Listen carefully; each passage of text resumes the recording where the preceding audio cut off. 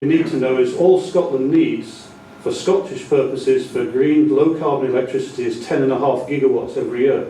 So if you add those numbers up to generate that electricity, you can see even on the very conservative numbers we've got at least 3 times that amount of generating capacity for low carbon electricity.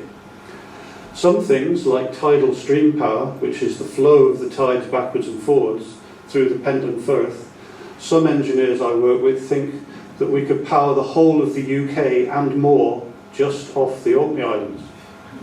All that stands between us and doing that is George Osborne. The renewable energy industry creates jobs. It's already created 11,500 jobs just in the direct jobs of manufacturing these products. And of course every direct job creates 2 or 3 spin-off jobs. And the expertise for that is spread around Scotland. It's in Fife, it's in Glasgow, it's in Edinburgh, it's in Orkney, it's in Shetland. Okay? So what I'm saying is, looking for the future, we can look to a new low-carbon, secure energy supply, a reliable energy supply with local jobs and high technology. A skilled country, we can create new industry by doing something good, doing something useful, and also providing that to other parts of Europe. So we've had 41 billion barrels of oil extracted from the UK continental shelf. Of course, the oil's over 96% of the oil is in Scottish waters.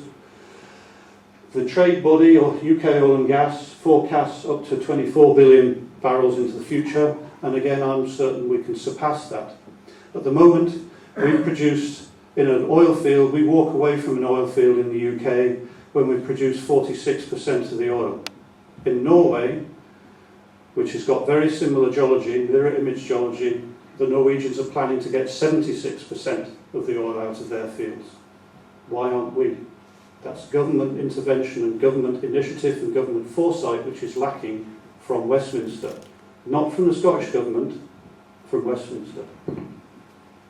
One of the reasons the Westminster government always gives you a very low figure is that they predicate that on a really low price of oil. The big oil companies, your Exxon, BP, Shell, Total, Chevron, Conocos, are all have assets on their books which are expecting the price of oil to be about $120 or $130 in the next 5 to 10 years. Okay? That still means we can look forward, even at a very conservative estimate, to another 200 billion tax take into the future. And of course, if the price goes up, because they're not making any more oil, the age of easy oil is definitely over, the price will go up, we can probably look forward to higher and higher value oil out of Scottish territorial waters. The biggest field is the Clare Field west of Shetland. And this Clare Field was discovered when I first worked for an oil company back in a long time ago. And that's got supposed to have about 7,000 million barrels in place of oil. It's difficult oil to get out because it's a bit sticky, but that amount of oil is about 3 times the size of the Forties oil field, which was the first very, very big oil field in the North Sea. Now, that oil is difficult to get out, so in terms of accounting, in terms of guaranteed income for an oil company, they can only declare what they're really sure they're going to get out of the ground, otherwise that's a bit fraudulent. People are inflating the share price on unexpected, on something you can't produce. So the declared amount of oil to be produced out of that 7,000 million is just 640, which is spectacularly low. That's 10% of the oil in place. Routinely, of course, I remind you, we're getting 46%. We have a very good chance, or a certainty, that we have more oil that is on the books. We will get more efficient production. We will get faster production. And we will get extra oil from this field over the next 35 years. That's why oil companies are investing big dollars in the North Sea. So there's lots of coal in the ground. We've mined out the shallow coal, but there's lots and lots of deeper coal. So there's new technology, which isn't here yet. Maybe this is 10 years, maybe this is 20 years away. But instead of sending people down, what we do is you drill holes down into the coal seam, one hole here and a couple of holes here, and along that coal seam you burn the coal, a controlled burn by injecting air. It's not out of control because it's 500 metres down, it can't burn by itself, so you can switch it on and switch it off. You're not sending people down. It's less environmentally damaging because there's no surface extraction, you don't take mountain tops away, minimal surface disruption. That's called underground coal gasification. It doesn't exist in this country yet. We invented it, of course, in northeast England in the 1800s. You might recognise this as the upper part of the Firth of Forth. Here's the bridges. Okay, so people have picked up these licences. Just to explain, geologically, there's coal to the north, there's coal to the south. That's one of the reasons Longannet Power Station was here, because it was built on coal, to mine the coal, send it into the power station. This coal is unmined because Longannet was accidentally closed down sometime around a convenient moment. The mines were closed down. There's still loads of coal there. There's about 20 different seams underneath there. And I worked out today with my calculator. This is again not to be invested upon, but this is clearly stated as being, whatever it is, 3,400 hectares, so I can work that out, that the amount of energy in terms of equivalent of barrels of oil, so we can talk about it in the same units, this part of the Forth has about 7,000 million barrels of oil. That's the same size as that Clare oil field. Okay? Here at Methil is one of the largest windmills in the world. This is the most powerful wind turbine in the world in 2013. Doesn't seem to get much in our local press, but it's there, and you can see it. And so that will produce 7 megawatts of electricity. That will power, I can't remember, 5,000 homes with electricity, clean green electricity. Of course, it doesn't work all the time. It needs to be part of an energy mix. And it's also bringing in new jobs, investment to make that equipment with skilled people working here in Scotland. So that replaces the older industries of energy generation, digging stuff up out of the ground. So this again is the way forward for secure domestic where we can generate that, build that, we know that energy can be generated at a known price, and we're doing that with local jobs. That's not happening because of Westminster. That's happening because of Scottish Government investment. There's a bloke here, you probably can't see him, there's a bloke there. That's a propeller, that's a windmill that goes into the sea effectively, so that's a tidal turbine. The tide goes fast through the narrow parts of the Fent and Firth, that turns the turbines, that generates electricity. Luckily, the tide moves twice a day, bomb-proof, predictable, it's going to carry on until the end of the world. Clean, green, reliable energy at a known cost with local skills, local employment. The Scottish Government has bent over backwards to incentivise and back these industries for the past 10 years, and they're now starting to happen. These turbines are installed. Westminster, since the 1940s, have been fixated on nuclear power.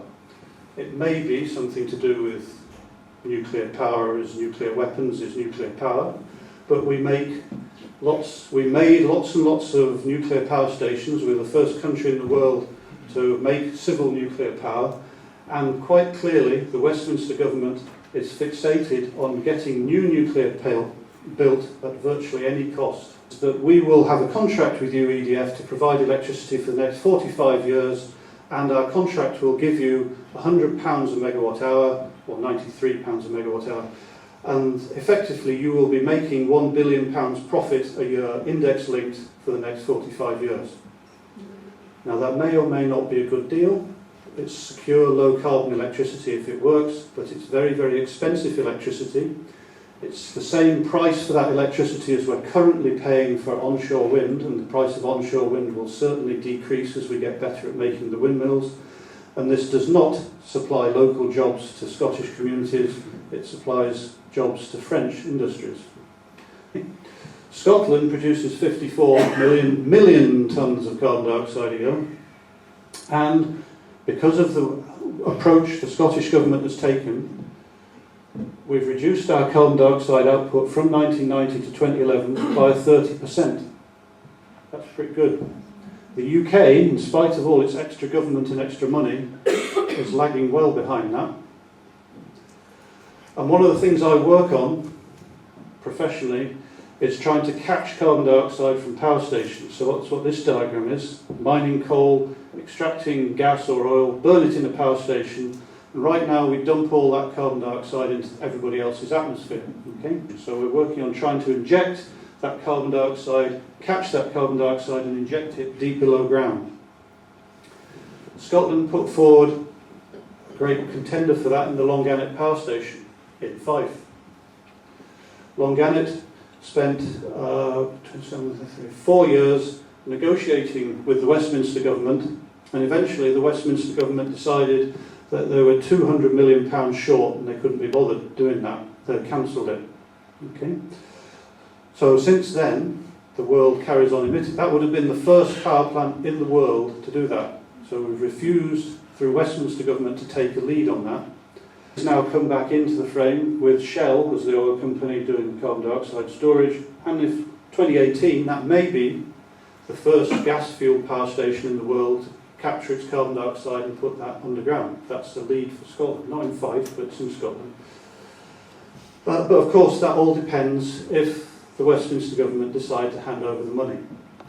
I personally am absolutely certain that if we had control of our finances in Scotland, if we basically had the revenue from the carbon extraction of the oil, we would be putting that revenue back into carbon cleanup for these big power stations. We would be on our fourth one of these by now, way ahead of everybody else in the world. At the moment we're still messing around negotiating with Westminster. And I drew a vision for this, showing that this is what can happen. We can bring in carbon dioxide from Germany, from Belgium, from Netherlands, from Denmark, from Czechia. We can bring that up, we can put that and dispose of that safely and securely in our part of the North Sea where we know the geology very well, we know we have the offshore oil and gas industry, we have all that technology, it's the perfect place to do it. That can be a second new industry, not the renewables one I talked about last time, but a new industry in carbon storage. And we can offer that environmentally to help clean up the carbon emissions from all of northwest Europe using our offshore skills. And of course we're not going to do that for nothing. If we charge just £10 a tonne for somebody to dispose of their carbon dioxide, a bit like landfill at £60 a tonne, but if we just charge £10 a tonne rental for Scotland, we take 500 million tonnes of carbon dioxide from Europe. That's £5,000 million a year income to Scotland. So energy in Scotland is now a lot more than just oil. Oil's useful, it's an extra, but energy is much more important than that to Scotland.